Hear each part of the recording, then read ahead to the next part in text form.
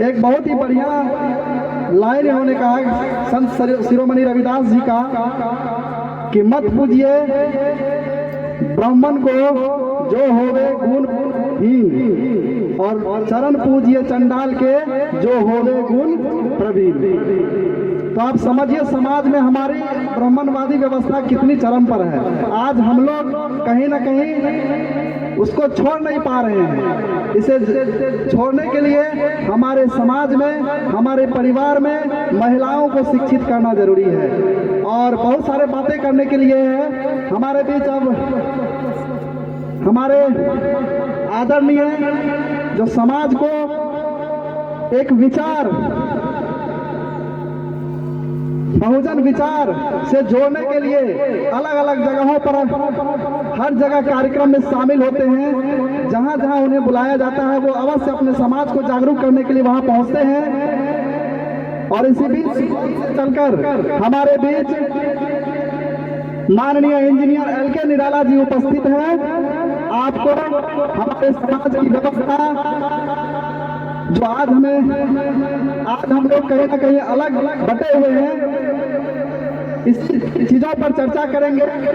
हम आग्रह करेंगे इंजीनियर एलके निराला साहब जो प्रदेश महासचिव AIBCF के हैं, हम उनसे आग्रह करेंगे कि आए और अपनी बातों से समाज को एक दिशा निर्देश दें। समाज जो आज कहीं ना कहीं पिछड़े हुए हैं, जो हमारे विचारों से अलग हैं, ब्राह्मणवादी व्यवस्था से पीड़ित हैं, हमारे ऐसे समाज के लोगों को अपने इतिहास के बारे में बताएं।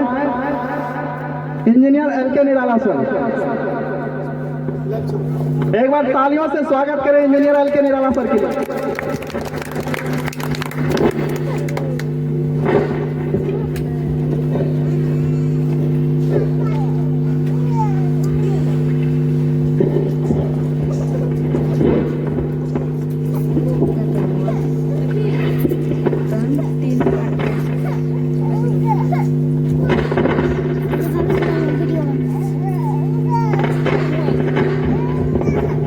आज के इस रविदास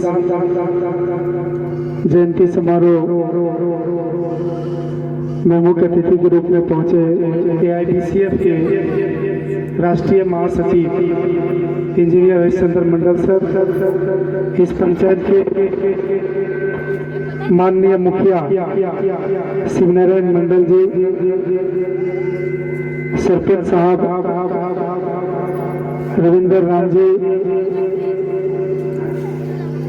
अनिल पासवान जी सहरसा, भूपेंद्र राम जी जो शिक्षक हैं, राहुल सर और तमाम और कार्यक्रम के संचालन कर रहे हैं सुजीत सर, ममता मैडम और तमाम नौजवान साथियों को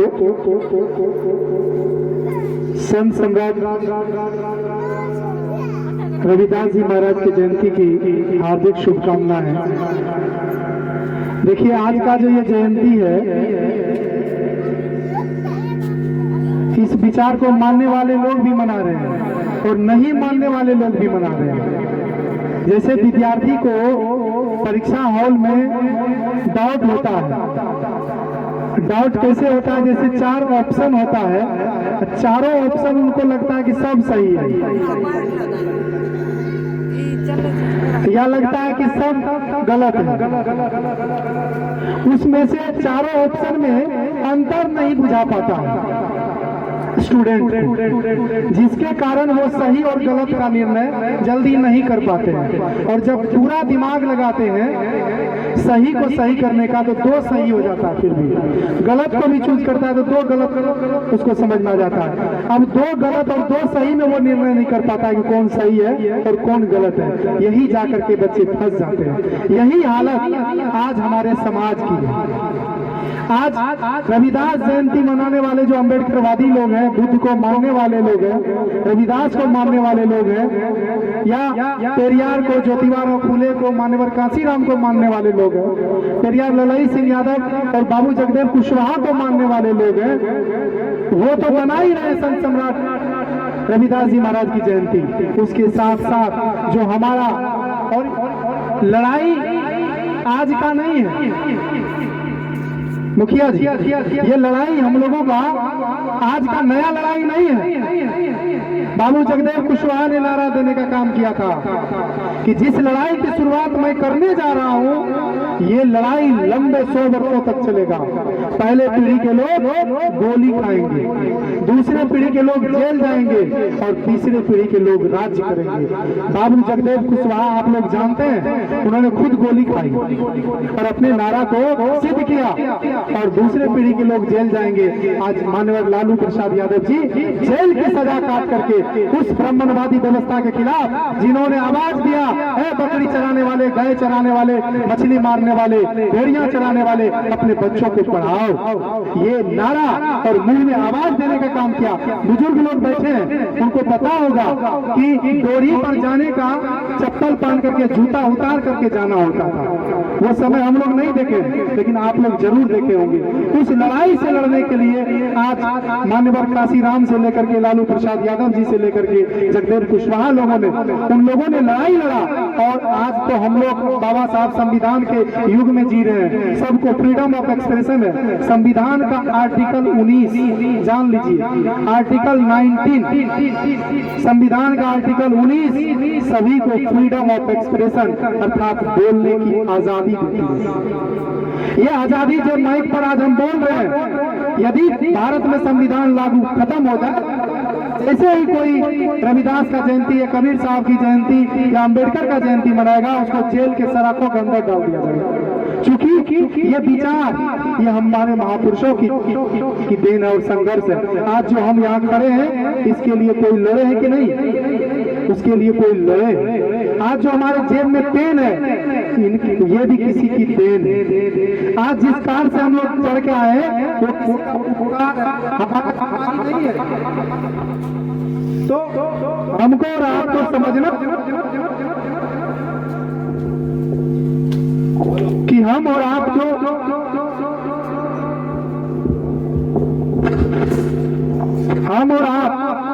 जो आज ऐसो आराम में जी रहे हैं,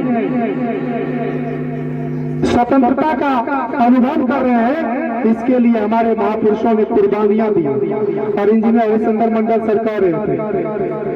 और मैं बता दूं कि ये लड़ाई किसके बीच में है? अभी लोग कहते हैं कि ब्राह्मणवादी और अंबेडकरवादी के बीच में है। वर्तमान समय में वास्तव में इसका नाम अंबेडकरवादी और ब्राह्मणवादी है। जो संविधान को मानते हैं, इस देश में 2 ग्रंथ है, एक संविधान है, दूसरा मनुस्मृति है। यहाँ जितने लोग बैठे हैं, मुझे लगता है कि सब लोग मनुस्मृति के विरोध करने वाले लोग हैं। क्योंकि मनुस्मृति में लिखा है, यदि कोई शूद्र वेद सुनता है या शिक्षा पाता है, उसके कान में शीशे डाल देना चाहिए। बताइए इस बात का कितने लोग समर्थन करते हैं? कोई समर्थन करेंगे? आज आप जानते हैं कि शंभुक ऋषि का वध हुआ, क्यों? क्योंकि वो शूद्र के बच्चों को शिक्षा देने का काम किया। और आज भारतीय संविधान जिन्होंने ये अधिकार दिया कि शिक्षा शेरनी का दूध है, जो जितना पिएगा वो उतना दहाड़ेगा। अर्थात यदि आप अपने चाहते हैं कि हमारा साम्राज्य सुरक्षित रहे, आने वाला पीढ़ी भी सुरक्षित रहे, ये जो नन्हे मुन्ने बच्चे देख रहे हैं, इनको शिक्षा रूपी शेरनी का दूध पिलाइए। आज once time the world was driven by muscles power, जिसकी लाठी उसकी भैंस थी। लेकिन अभी के समय में जिसके पास शिक्षा है, उसी के पास सारा ताकत और सारी सुविधाएं हैं। आपको भारतीय संविधान ने एक वोट का अधिकार दिया और वोट के अधिकार में राष्ट्रपति का भी वोट हो, चाहे आपका वोट हो। क्या राष्ट्रपति का वोट 1000 आदमी के बराबर हो जाएगा? बताइए आप लोग, ये सत्संग नहीं है। इसमें प्रश्न आप समझिए और नहीं समझ में आता तो पूछिए। आप भी वोट गिराते हैं, आपके गांव का जमींदार भी वोट गिराएगा। आपका वोट का वैल्यू और जमींदार के वोट का वैल्यू बराबर है कि अलग अलग है? बराबर है ना? ये बराबरी का अधिकार किसने दिया? बाबा साहब डॉक्टर भीमराव अंबेडकर ने दिया। और बाबा साहब डॉक्टर भीमराव अंबेडकर के संघर्ष का परिणाम है कि आज रविदास का तस्वीर को आप देख रहे हैं, कबीर साहब के तस्वीर को देख रहे हैं। अन्यथा ब्राह्मणवादी शक्ति सारे तस्वीरों हमारे महापुरुषों को कुचल दिया होता। इसलिए बाबा साहब ने कहा, जो कौम अपना इतिहास नहीं जानता है वो अपने भविष्य का निर्माण कभी नहीं कर सकता है। इसलिए यदि आपको अपना भविष्य जानना है, आपको अपना भविष्य सजाना है, तो आपको अपना इतिहास जानना होगा। आपका इतिहास स्वर्णिम इतिहास है। आप जानते हैं किनके वंशज हैं आप? सम्राट अशोक के वंशज हैं। सर ने भी कहा। और सम्राट अशोक के समय में ईरान, इजराइल तक हमारी भारत की सीमा छूती थी। आज जो लोग अखंड भारत का हम लोगों को सपना दिखाता है, वो अखंड भारत सम्राट अशोक के समय में था। आज कहता है कि भारत को विश्व गुरु बनाएंगे, और ये विश्व गुरु बनाने की जरूरत नहीं है। बुद्ध को आप देश का राष्ट्रपिता बना दीजिए, बुद्ध को आप बौद्धिस्ट कंट्री बना दीजिए। चीन, कंबोडिया, श्रीलंका, सारे के सारे देश भारत को शरणागत हो जाएंगे और इनको बुद्ध को गुरु मानते हैं, और भारत की तरफ वो दुश्मनी का नहीं, दोस्ती का हाथ बढ़ाएंगे। आप समझिए कि 10 देशों का नाम विकसित देशों में शामिल हुआ है, उसमें जर्मनी, जापान भी है। जो जापान पूर्ण तरह से बौद्धिस्ट राष्ट्र, वहाँ बुद्ध को मानने वाले लोग हैं। एक बात कहिए कि बुद्ध का जन्म कहाँ हुआ? बच्चे लोग भी जानते होंगे, लुम्बिनी नेपाल में हुआ। उनको ज्ञान की प्राप्ति भारत अर्थात बोध गया में हुआ। भारत में बुद्ध जन्मा, भारत में बुद्ध को ज्ञान हुआ, और उस ज्ञान का प्रकाश आज पूरा दुनिया ले रहा है। लेकिन बुद्ध भारत से विलुप्त हो गया। ये आकाश में उड़ने वाले देवता भारत में ही रह गए, और बुद्ध पैदल चल करके पूरा दुनिया में छा गया।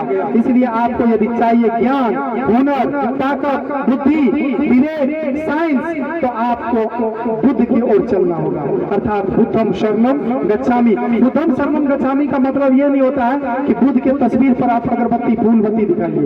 इस देश की बर्बादी में जितना योगदान लाल बत्ती का है, सफेद पोष नेताओं का है, उससे ज्यादा योगदान मोमबत्ती, धूपबत्ती, अगरबत्ती दिखाने वाले लोगों का है। इसलिए यदि आप चाहते हैं कि आपका भविष्य भी सुरक्षित रहे, आने वाला आपका बच्चा भी सुरक्षित रहे, इसलिए आपको कलम को मजबूत करना होगा। आज आपको मुफ्त में जब रामनवमी होता है या कई त्योहार होता है, तो मुफ्त में तलवार बांटने वाले लोग बस्ती बस्ती फिरते हैं, और तलवार आपको बांट करके आपके बच्चे के हाथ में तलवार थमाया जा रहा है। लेकिन कभी आपने देखा कि आपके बस्ती पर कोई कलम लेकर के आया हो, और आपके बच्चों को किताब थमाया हो, आपके बच्चों को स्कूल तक लेकर जाता हो? आज 2 घंटी बज रही है, एक स्कूल की घंटी है, एक स्कूल की घंटी बज रही है। जो रास्ता स्कूल विद्यालय की तरफ जा रहा है, और एक घंटी मंदिर में बज रही है। अब निर्णय आपको ले रहा है कि मंदिर की जो घंटी बजती है उसके तरफ अपने बच्चों को भेजना है, या विद्यालय की तरफ जो घंटी बज रही है उसके तरफ जाना है। ये निर्णय यदि आप नहीं करते हैं, इस निर्णय को लेने में यदि आप देर करते हैं, तो आपका सब कुछ लूटा जाएगा, आपके पास कुछ भी नहीं बचेगा। और आज के समय में समझ लीजिए,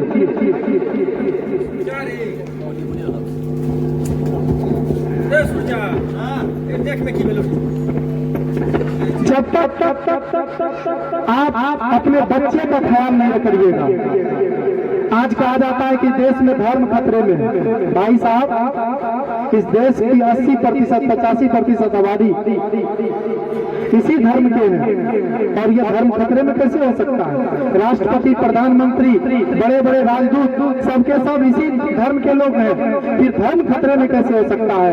इस देश में कोई धर्म खतरे में नहीं है, न हिंदू खतरे में है, न मुसलमान खतरे में है। यदि कोई खतरा में है तो आपके बच्चे का आने वाला भविष्य खतरे में है, आपका संविधान खतरे में है, आपका आरक्षण खतरे में है, और आपका हक, हिस्सा और अधिकार खतरे में है। यदि आप चाहते हैं कि आपका बच्चा का भविष्य सुधरे, संविधान सुधरे, इसलिए आपको जगना होगा। और देखिए, सर ने कहा कि 25 दिसंबर से 27 दिसंबर तक कुंभ के मेला में धर्म सभा हुआ, धर्म संसद लगी, और धर्म संसद ने संविधान का प्रारूप तैयार कर लिया, और मनुस्मृति को राष्ट्र का सबसे बड़ा ग्रंथ मान लिया गया। अर्थात अब जो देश चलेगा वो संविधान से नहीं, किससे चलेगा? मनुस्मृति से चलेगा। और मनुस्मृति क्या कहती है? वर्ण व्यवस्था, अर्थात ब्राह्मण, क्षत्रिय, वैश्य और शूद्र 4 कैटेगरी में आदमी को बांटने का काम करता है। अब आप बताइए, यहाँ बहुत सारे जाति के लोग हैं, यादव हैं, कोई मेहता है, कोई मंडल है। अभी सर आए थे, इंजीनियर हरिशंकर मंडल सर, यहाँ दीपक कुशवाहा जी हैं, यहाँ राहुल पासवान जी है। अर्थात सबके सब हम लोग एक ही समाज के लोग हैं, एक ही वंश खून खानदान के लोग हैं। तो खतरा हम लोगों के ऊपर है। अब कहिएगा कैसे खतरा हम लोगों के ऊपर है? जैसे आप हम सब 6743 जाति में बांटे गए हैं, एक ही खून खानदान वंश के लोग हैं।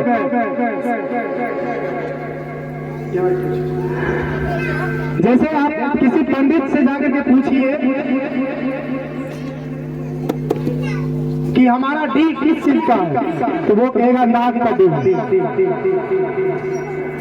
आप किसी कोई पासवान जाकर के पंडित से पूछे कि हमारा डी किस चीज का है, तो उसका भी डी नाग का होगा। कोई ऋषिदेव जाके पूछे कि हमारा डी किस चीज का है, तो उसका भी डी नाग का होगा। अर्थात कोई यादव भी जाके पूछे कि हमारा डी किस चीज का है, तो उसको भी नाग का कहेगा।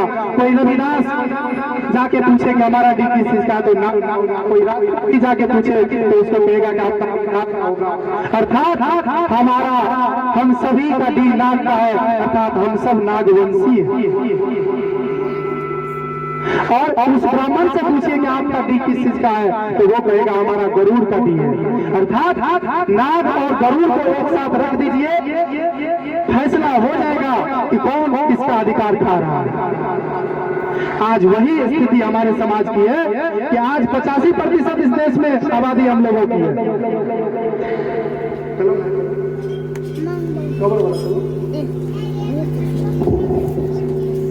जैसे ये कलम है, कलम के दो हिस्से हैं, एक कवर का ये जो जिसको हम लोग टॉप कहते हैं और ये बॉटम है।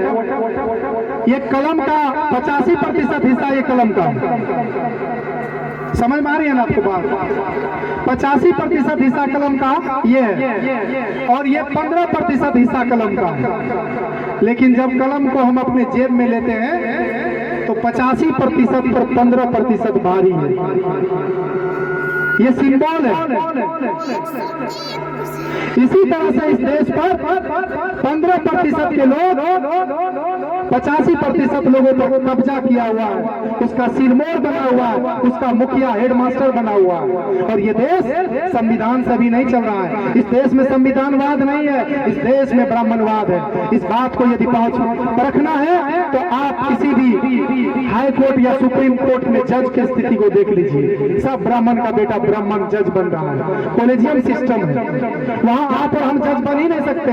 जब आपका हमारा मुकदमा, आप बिहार में जाति जनगणना हुआ था हाल फिलहाल में, उसमें 15% रिजर्वेशन हम लोगों का बढ़ा दिया गया। क्या ये सच है मुखिया जी?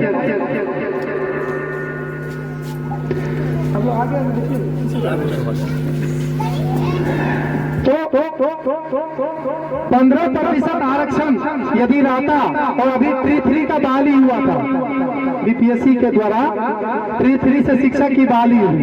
यदि वो 15% बढ़ी हुई आरक्षण हम लोगों को मिलता, तो यदि 1 लाख का बहाली हुआ तो कितना आदमी हमारा और आ जाता शिक्षक में? 15,000 आ जाता ना। और 15,000 के घर में दीप जल जाता। और उस दीप को जलने से किसने रोका? हम लोगों को पढ़ाया जाता है कि आपका दुश्मन कौन है? मुसलमान है। हमारा दुश्मन कौन है? मुसलमान है। हम लोगों को पंडित के द्वारा, ब्राह्मणों के द्वारा बार बार फैलाया जाता है कि हमारा दुश्मन कौन है? मुसलमान है। आप बताइए कि अपील दायर हाईकोर्ट में किसने किया?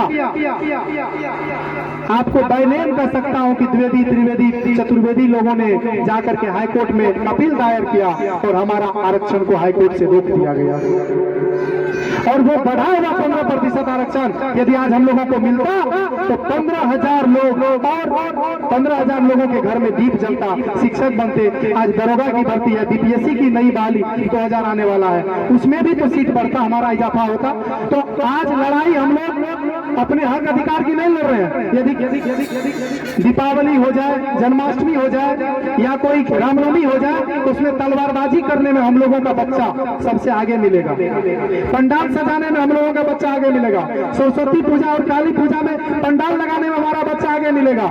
लेकिन यदि पढ़ाई की बात है, जज और वकील इंजीनियर डॉक्टर बनने की बात है, तो वो अपने बच्चा को आगे कर देता और हमारे बच्चे को पीछे कर देता। पहले एकलव्य जंगल में होता था, वो अंगूठा काटने का काम करता था।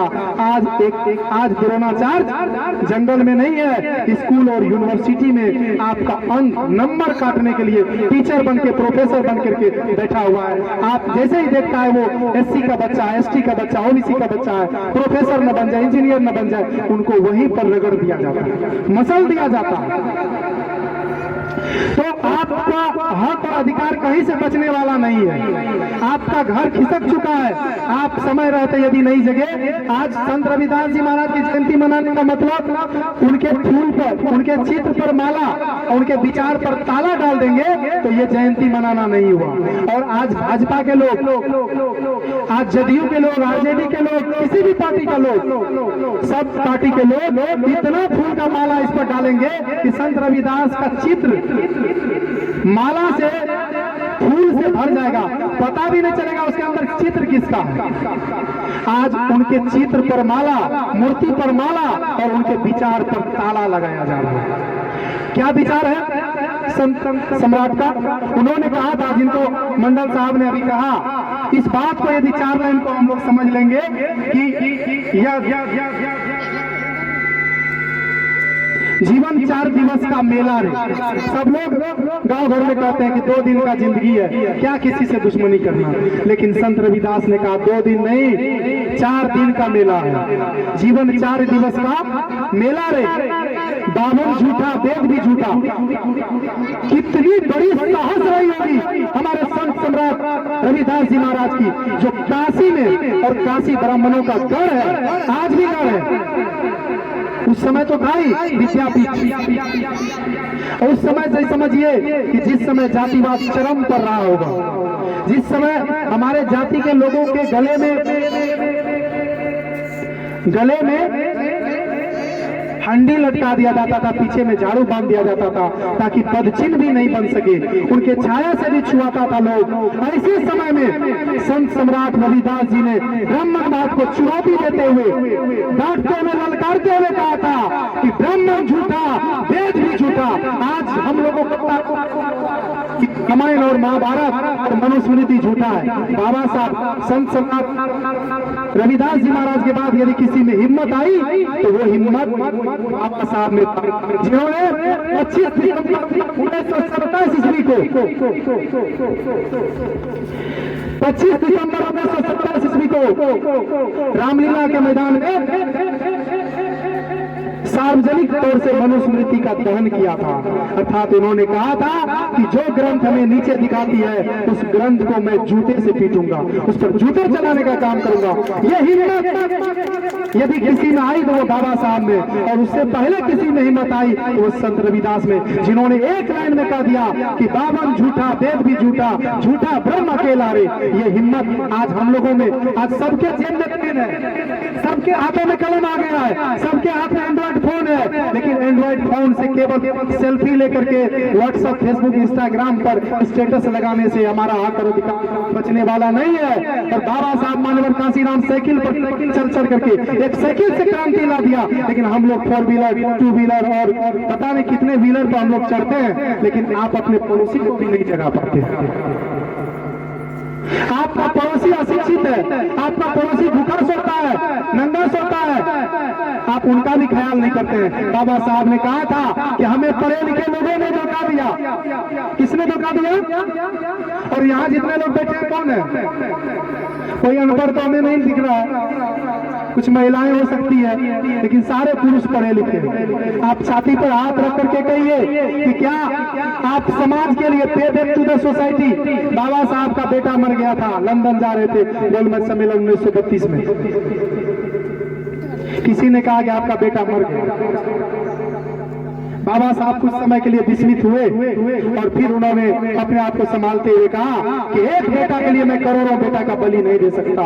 यदि मैं बोलने सम्मेलन में लंदन नहीं जाऊंगा तो इन दलितों का, इन पिछड़ों का हक अधिकार के लिए वहां कोई लड़ने वाला नहीं है। गांधी एंड कंपनी सारा हक अधिकार को कुचल डालेगा।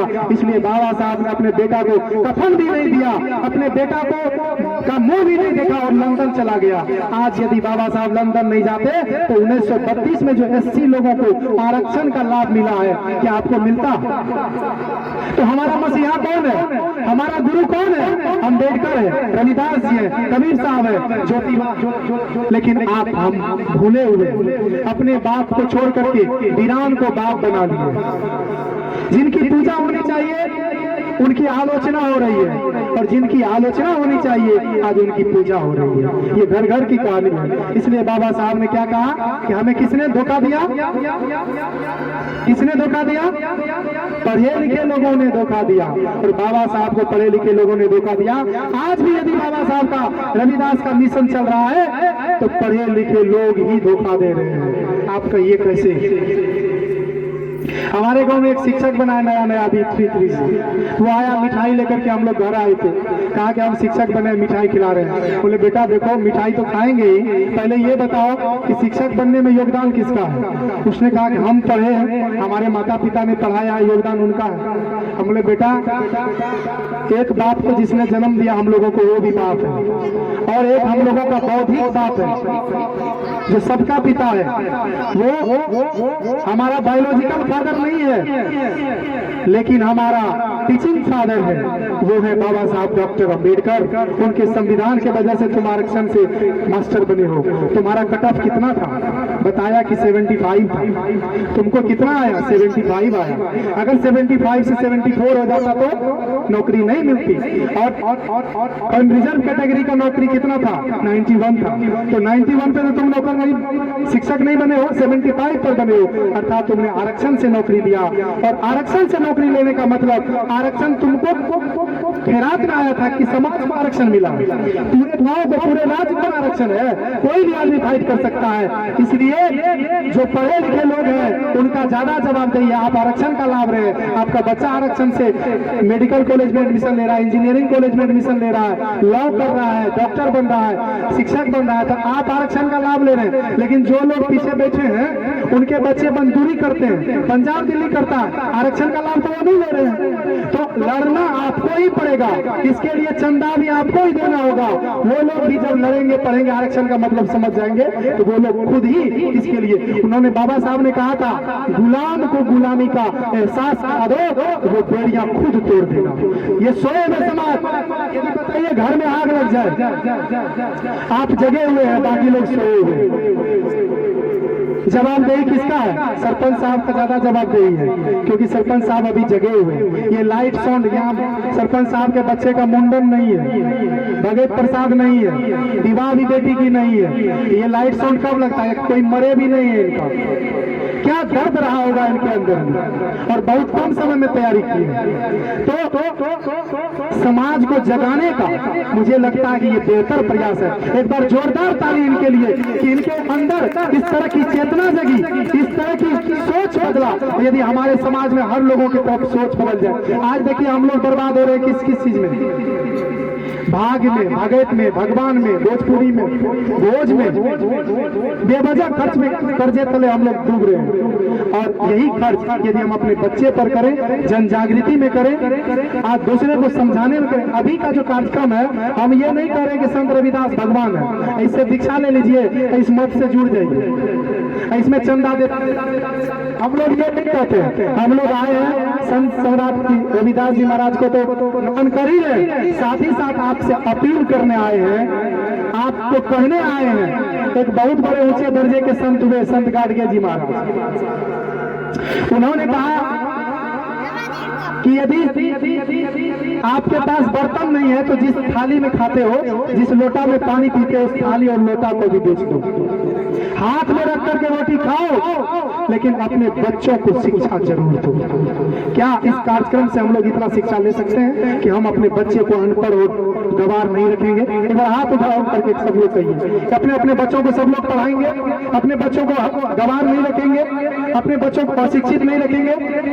बहुत बहुत धन्यवाद। इस कार्यक्रम का यही संदेश है, हम ब्राह्मणवाद का बराबरी तभी कर पाएंगे जब हम शिक्षित होंगे। आज किसी फॉरवर्ड कास्ट के बस्ती में जाइए, वो फॉरवर्ड ऐसे ही नहीं है, वो शिक्षा से फॉरवर्ड। कोई भी आदमी आपको मैट्रिक अंडर मैट्रिक नहीं मिलेगा। यदि वो अंडर मैट्रिक भी है, कोई ब्राह्मण जिनको पढ़ने लिखने नहीं आता है, तो वो पंडा पुरोहित का काम करने लग जाता है। और वो हम जितना नौकरी पैसा से नहीं कमाते, वो अनपढ़ रह करके कमा लेता है। एक दिन में यदि शादी आपका कराता है तो 1100 रुपया से लगता है मुझे वो कम नहीं लेता है। वो ज्यादा जब कम दीजिएगा 500 रुपया, तो ये भी कहने लगता है कि मजदूरी कम से कम दे दीजिए। इतना तक कहने लगता है। वास्तव में वो हमारा मजदूर ही है, लेकिन उसको हम लोग जज मान लिए। वो जो पानी तो पानी, आग लीजिए तो आग, धतूर लीजिए तो धतूर, गोबर डाल दीजिए तो गोबर में डाल देते। हम मूल्यवान वस्तु घी को गोबर में डाल देते हैं। किसके कहने पर? हमारा घर बनकर तैयार है, सावन भादों का समय है, पंडित ने कह दिया अभी इस घर में आप प्रवेश नहीं ले सकते।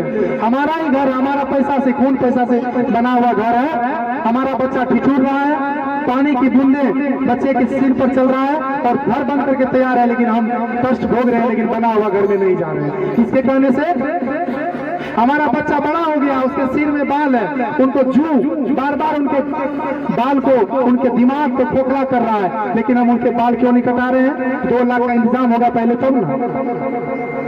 तो कहीं ना कहीं हमारी जो ब्राह्मणवादी व्यवस्था है, जिसके खिलाफ हुंकार भरने का काम किया था, क्या कहा था संत सम्राट ने कि ब्राह्मण झूठा, वेद भी झूठा, झूठा ब्रह्म अकेला रे, मंदिर भीतर मूर्ति बैठी। सभी मंदिर में हम लोग जाते हैं कि मूर्ति है, लेकिन मंदिर का मूर्ति कभी देखा है आपने? लड्डू खाता है, पैसा मांगता है।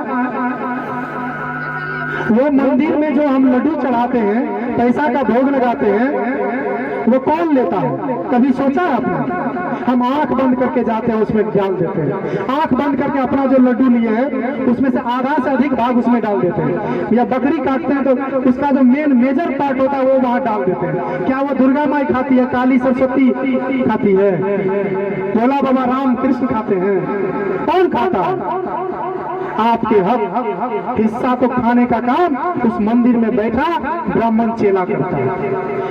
मंदिर कभी आप मंदिर जाइए, मैं मना नहीं करता हूँ, लेकिन मंदिर में दान देना बंद कर दीजिए। तो जो आपके बच्चे के खिलाफ षड्यंत्र करता है, जो आपके खिलाफ षड्यंत्र करता है, आपके आरक्षण के खिलाफ षड्यंत्र करता है, आपको संविधान बदलने का षड्यंत्र करता है, उसका दुकान बंद हो जाएगा। उसका दुकान भी हम लोग चलाने का काम करते हैं। जैसे एक दुकान है हम लोग के गाँव में भी मिल जाता है, किराने की दुकान। आपके गाँव में है कि नहीं किराना की दुकान? है ना? अरे किराने की दुकान में जाइए, कभी पूछिए कि हमको किराना लेना है, कुछ देगा दुकानदार निकाल करके? आपको कहना पड़ेगा नमक लेना है कि चीनी लेना है, कि सोनपापड़ी लेना है कि तेल लेना है, धनिया लेना है या हल्दी लेना है, तभी वो देगा। जिस तरह से किराना की दुकान में किराना नाम का कोई सामान होता है क्या? वहाँ चीनी, दाल, आटा होता है। उसी तरह से ये जो हिंदू नाम का दुकान है, जिसका मालिक ब्राह्मण है, इसमें हिंदू नाम का कोई व्यक्ति नहीं है। हम मेहता है, हम डोम है, हम चमार है, हम पासवान, हम दुसाद है। यदि हम हक अधिकार की बात करते हैं तो हम डोम, चमार, पासवान हो जाते हैं।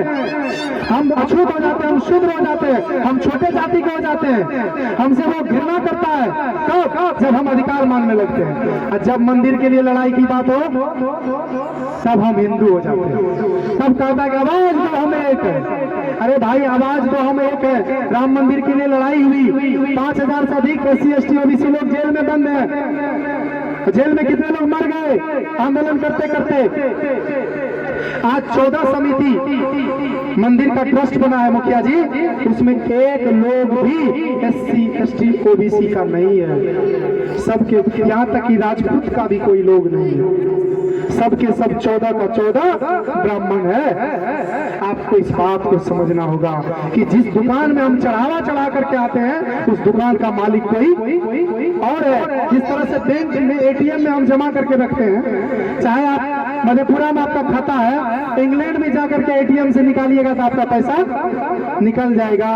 आपका जमा राशि जहां भी है, आप बेंगलोर में निकालना चाहेंगे तो बेंगलोर में भी निकल जाएगा। आप किसी भी वर्ल्ड बैंक में निकालना चाहेंगे तो वर्ल्ड बैंक में आपका पैसा निकल जाएगा। लेकिन जिस मंदिर रूपी ATM में हम रोज एक सिक्का डालते हैं, 100 रुपया 1000 डालते हैं, उस मंदिर में हम लोग क्या करते हैं, क्रेडिट करते हैं, लेकिन डेबिट उसका कोई और करता है। हम लोग उसमें जमा करते हैं, निकासी कोई और करता है। वो निकासी करने वाला भगवान है क्या?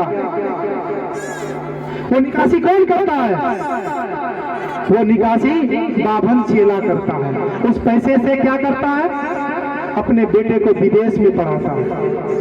आज पता करिए तिरुपति बालाजी मंदिर में कितना बड़ा बड़ा सोना दबा करके बैठा है पंडित लोग, कितना उसके पास पूंजी है।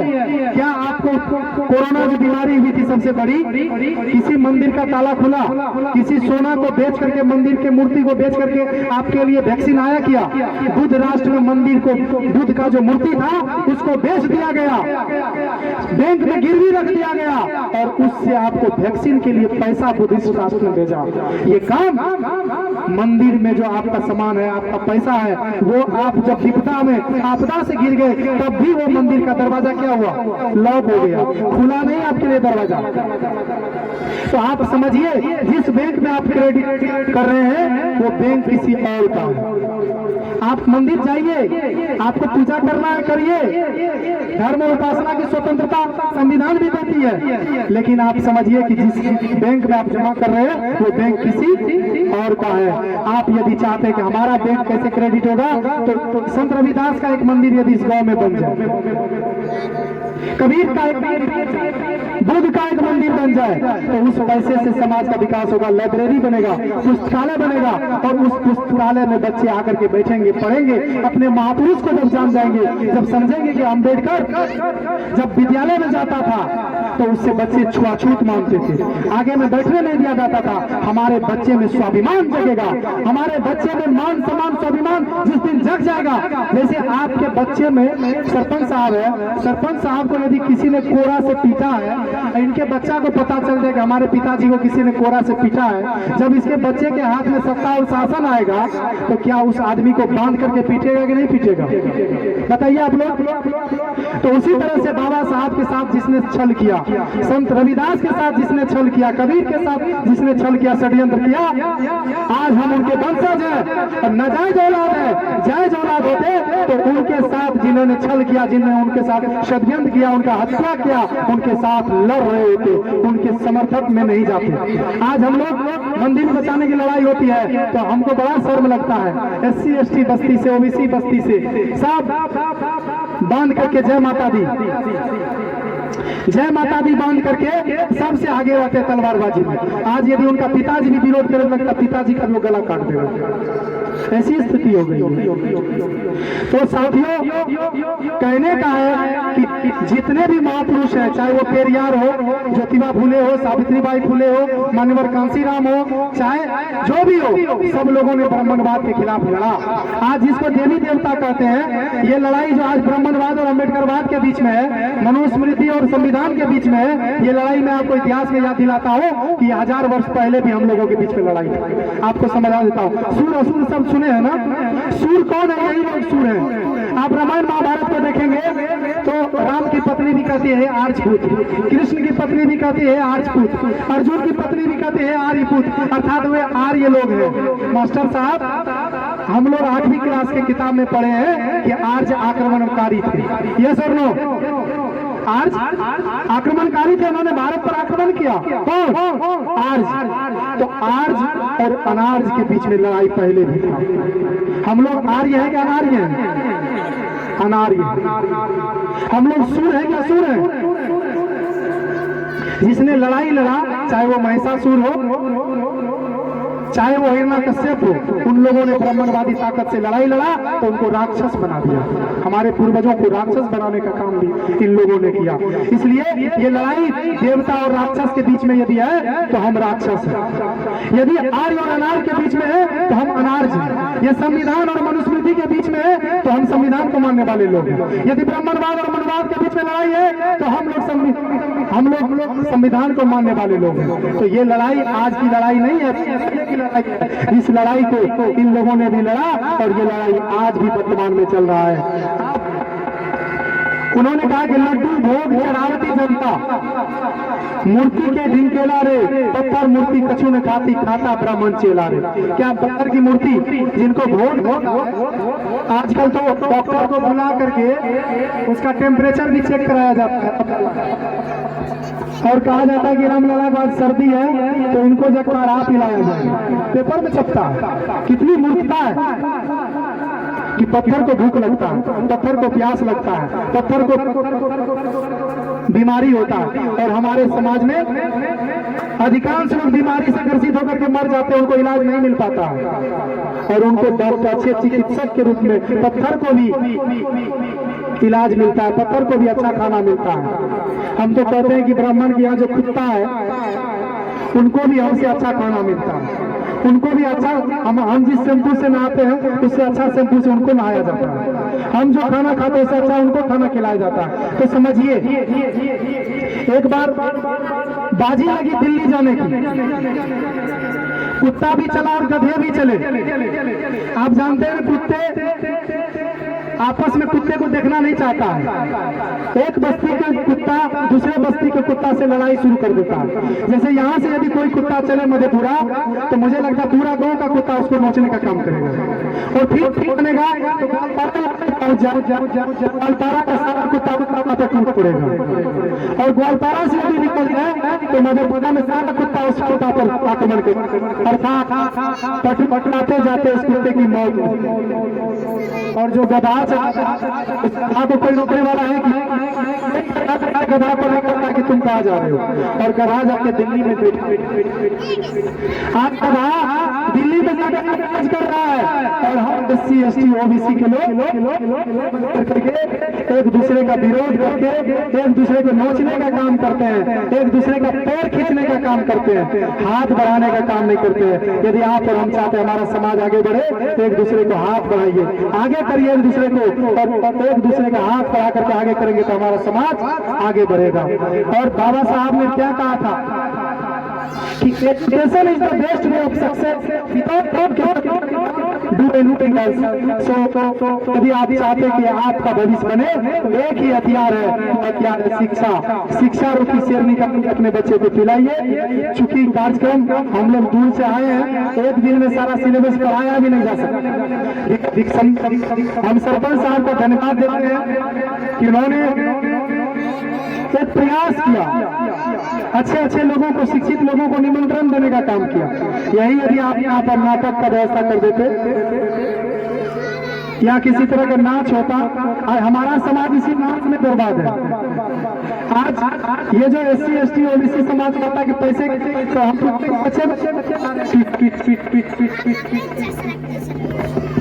अच्छे स्कूल में क्यों नहीं पढ़ा रहे, तो कहता पैसा नहीं है। क्या कहता है? पैसा नहीं है, हम गरीब हैं, मजदूर हैं। आज वो गरीब और मजदूर प्रयागराज कुंभ में जाकर के मेला में नहा रहा है।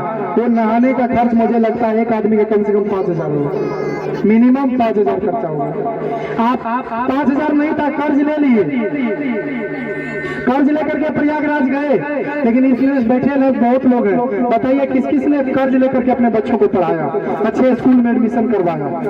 कोई नहीं करवाएंगे, हम भी नहीं करवाएंगे। इसका मतलब हम लोग बाबा साहब के, रविदास को मानने वाले तो हैं, लेकिन उनको मानने वाले हैं, उनके मूर्ति को मानने वाले हैं, उनके चित्र को मानने वाले हैं, लेकिन उनके विचार को हम नहीं मानते।